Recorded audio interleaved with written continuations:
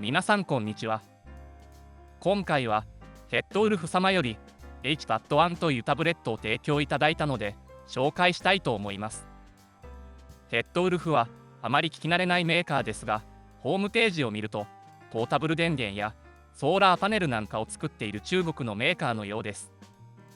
最近になってタブレットの販売を始め、その新製品が先日紹介した FPAD1、そして今回紹介する HPAD1 ということになります。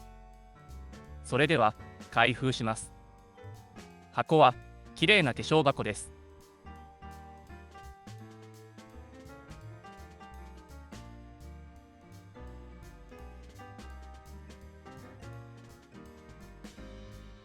開けるとお知らせの紙と本体が入ってました。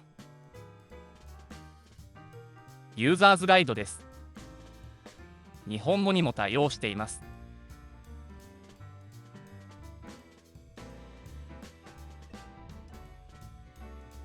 中身は本体とユーザーズガイド、充電器にタイプ C のケーブル、そして SIM ピンが入っていました。ケーブルは両方がタイプ C になっています。それでは外観を見ていきます。上部に電源ボタンと音量スイッチ、マイクがあります。右側は SIM スロットとスピーカー、そしてタイプ C の充電口があります。左側はスピーカーがあります。右側と合わせて計4つのスピーカーを搭載しています。下側は外部キーボード接続用のコネクタがあります。裏はアルミニウムでできていて、手触りも質感も良く、高級感もあります。カメラの出っ張りはこのくらいです。リアカメラにはフラッシュも搭載されています。SIM スロットを開けてみます。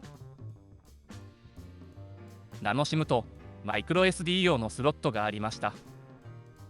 重量を測ってみます。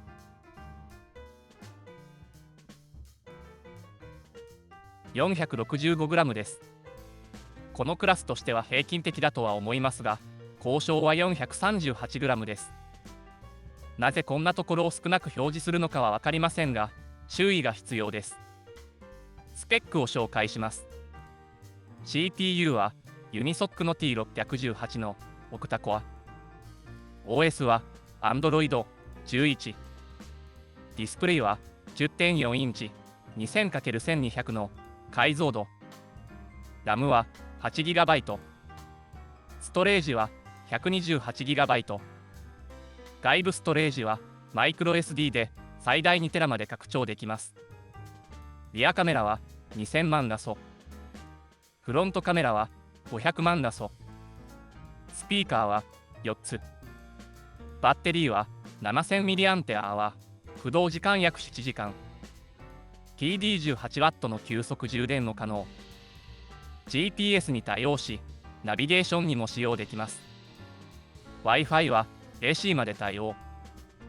Bluetooth は 5.0。4G、LTE に対応。対応バンドは上記の通りです。上記を見る限り、中国の電波事情に合わせてあるので、日本で使うことを考えると、プラチナバンドがつかめるソフトバンクの SIM 一択のようです。初期設定を始めます。初期設定終わりました。見たところ、素の Android です。余計なアプリは一切入っていません。まずは Chrome を立ち上げてみます。アプリの立ち上がりはまずまずです。スクロールはなかなか良い感じではないでしょうか。結構サクサク動いています。追随性能も申し分ないです。では次にワイヤレスイヤホンをつないでみます。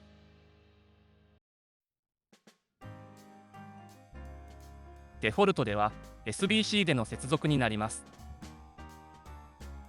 ですが、開発者オプションの中の Bluetooth、H2DP、ハードウェアオフロードの無効化をオンにすると LDAC で接続できました。いろいろ調べてみましたが、この機種はどうやら SBC、AAC、LDAC に対応しているようです。また、バッテリーの持ちですが、フル充電から1時間、YouTube を見たところ、残り 86% になりました。これは計算上、ほぼ交渉通り約7時間持つ計算になります。あまりタブレットで写真やビデオを撮ることは少ないかもしれませんが、カメラの性能を調べてみました。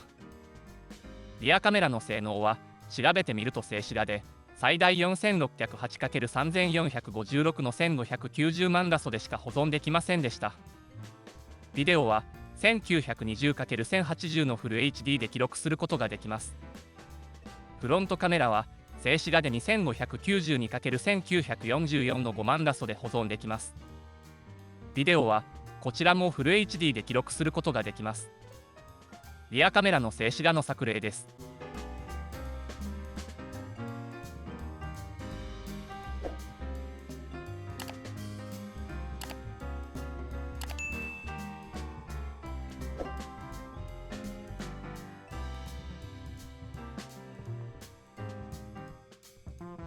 スピーカーですが、左右に2個ずつ計4個のスピーカーを搭載しているだけあって、縦でも横でもステレオ感はいいです。音を録音してみたので聞いてください。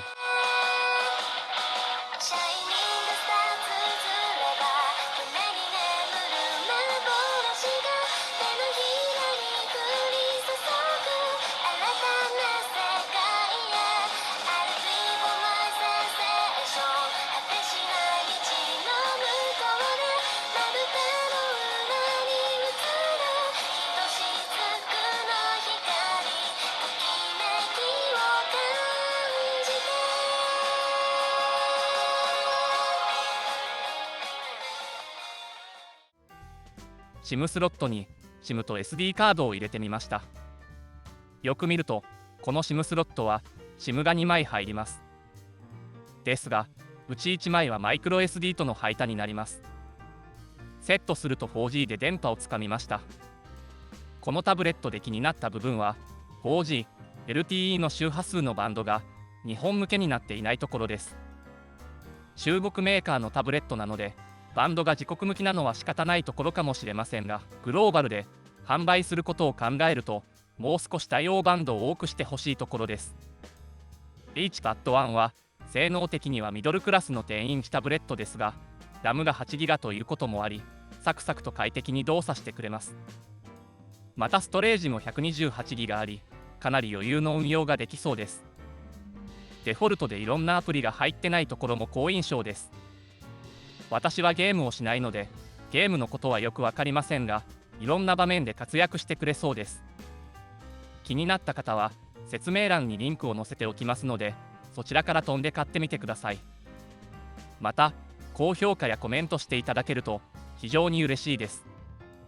最後までご視聴ありがとうございました。